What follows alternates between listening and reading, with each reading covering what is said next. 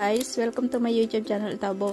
Ganito na ang usong buko ngayon dito sa ibang bansa. Ayan, ngayon na-curious ako kasi mayroon tong nakalagay na ano sa ibabaw eh. Ganyan nung nabili ko siya. Ngayon, tinanggal ko kasi curious lang ako. Tapos may ganyan na ipe-press mo lang daw.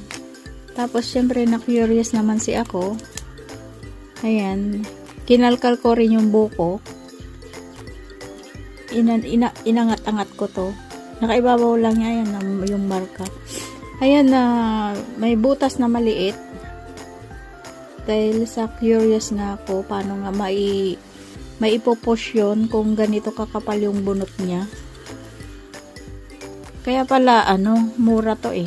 Ayan o. Paano mo maipopush yung ganito lang ang ipin tapos ganito kakapal yung bunot?